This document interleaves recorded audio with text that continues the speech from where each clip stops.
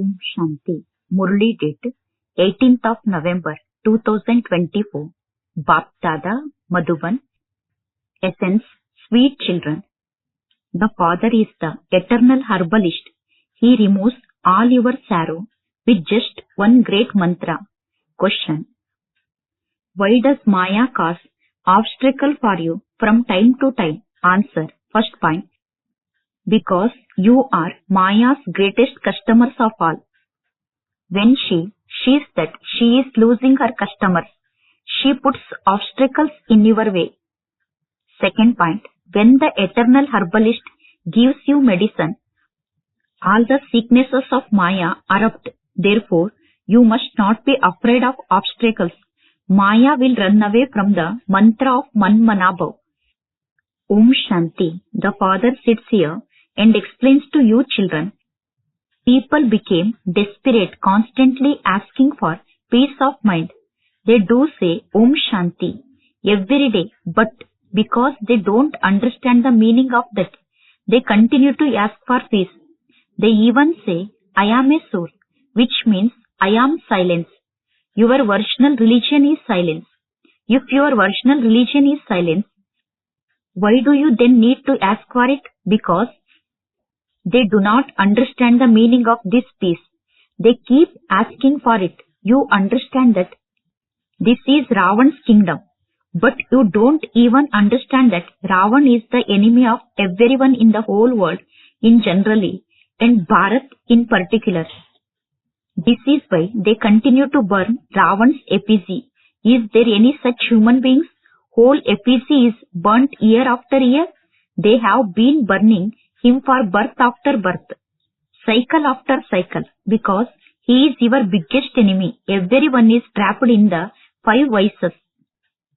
Everyone's birth takes place through corruption. Therefore, this is the kingdom of Ravan.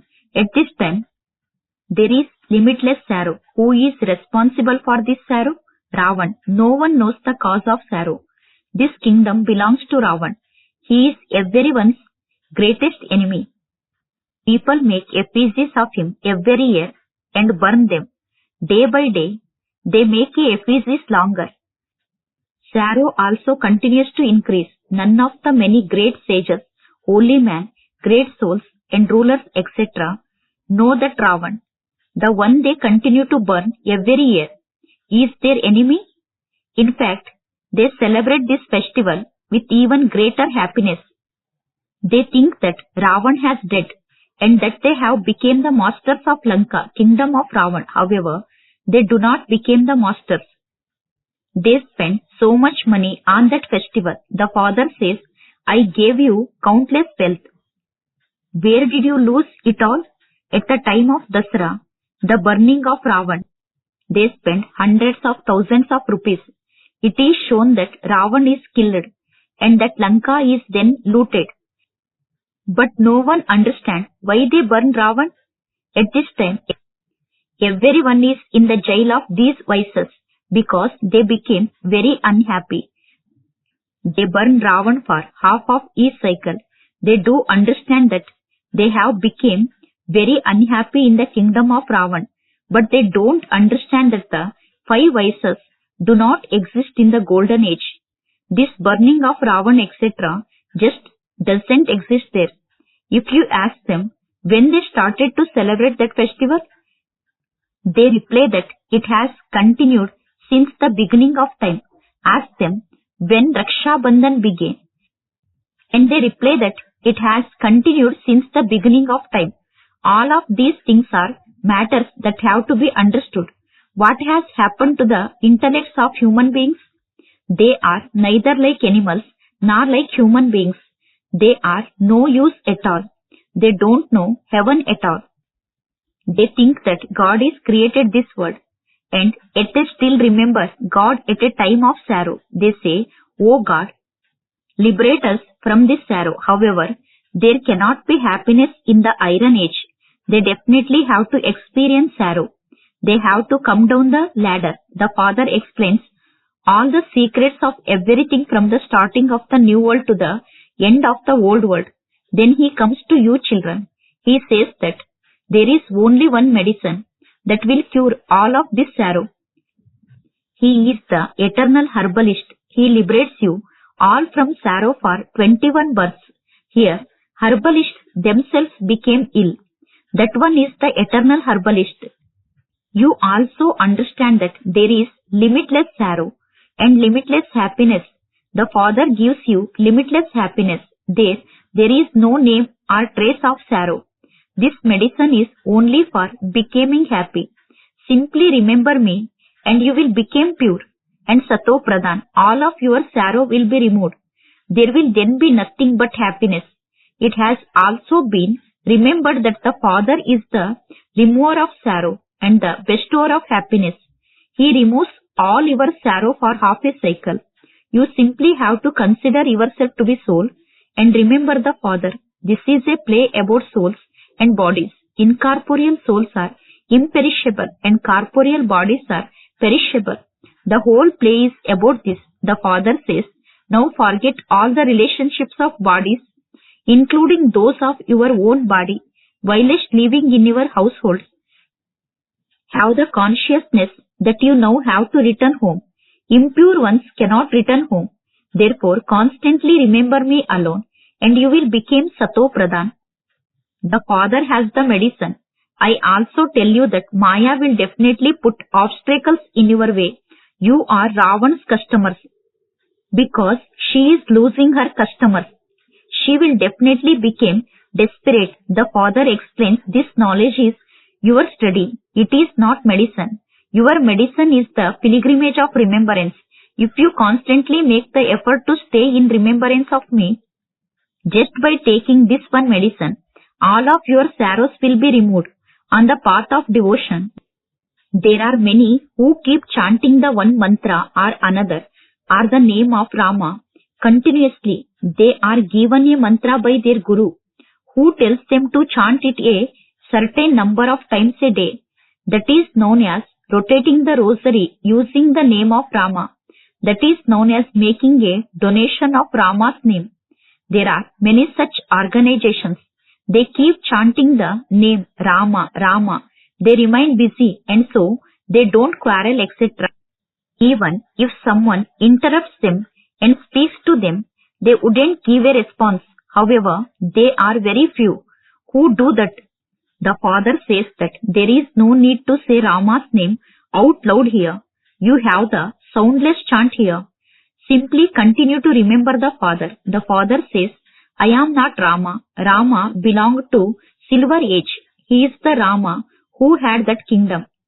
You don't have to chant his name. The Father explains, whilst reciting all of that on the path of devotion and performing worship, you have continued to come down the ladder because all of that is unrighteous. Only the one Father is righteous.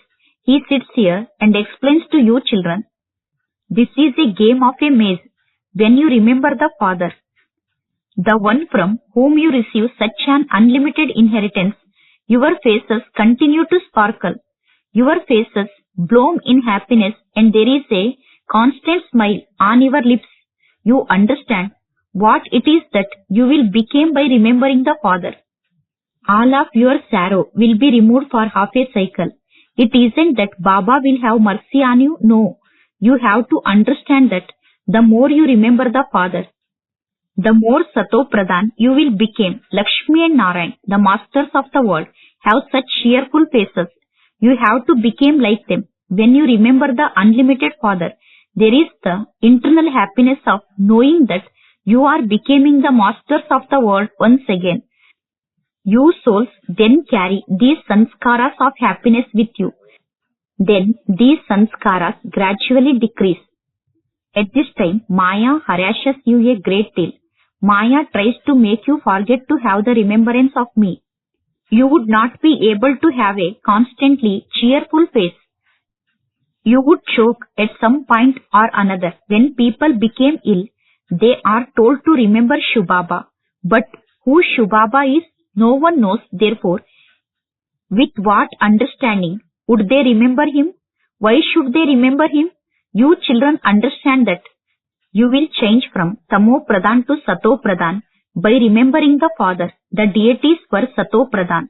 That is called the deity world. That is not called the world of human beings. The term human beings is not used for there. It is said so and so deity. That is a deity world. This is a human world. All of these aspects have to be understood. The Father alone explains these things. He is known as the ocean of knowledge. The Father continues to give many varieties of explanation. However, finally, he gives the great mantra. By remembering the Father, you will become Sato Pradhan and all your sorrows will be removed. You became deities a cycle ago. Your characters were like those of the deities. No one in the golden age says anything wrong. They don't perform any such acts. That is a deity world and this is a human world. There is a difference. The Father sits here and explains this. Human beings think that the deity world existed hundreds of thousands of years ago. No one now would be called a deity. The deities are pure and clean. The deities are called great souls. Ordinary human beings cannot be given that title. This is a world of Ravan. Ravan is your greatest enemy. There is no other enemy like him. Every year you burn an effigy of Ravan, but no one knows who he is. He is not a human being. He represents the five vices, and this is why this is called the kingdom of Ravan. It is the kingdom of the five vices. Everyone has these five vices. This predestined play is about degradation and salvation. The Father has explained to you about the time of salvation, etc. He has also explained about degradation. You are the ones who ascend so high, and you are also the ones who fall down. The birth of Shiva and the birth of Ravan are only celebrated in Bharat. For half a cycle, it is the world of the deities, the kingdom of Lakshmi and Narayan, and that of Rama and Sita. You children now know everyone's biography. All the praise refers to you. It is you who are worshipped at the festival of Navratri, the 9 nights. You are the ones who brings about the establishment of heaven. You change the world by following Srimad. Therefore, you must follow Srimad fully. Each one of you continues to make effort. Number-wise, heaven is continuing to be established. There is no question of fighting, etc. In this, you now understand that this most auspicious confluence age is completely different. It is the end of the old world and the beginning of the new world. The Father comes in order to change this old world. He explains a great deal to you. But many of you forget. After they have given a lecture, they remember everything and think about the points they should have mentioned. The establishment of heaven will take place identically to how it did in the previous cycle. Each of you will claim the same status that you claimed before. You do not all receive an equal status. There are those who will claim the highest status and those who will claim the lowest status. All the special children progress further. They will very much feel which ones will become maids of the wealthy, which ones will become maids of the royal family, and which ones will become very wealthy and occasionally be invited by the royal family.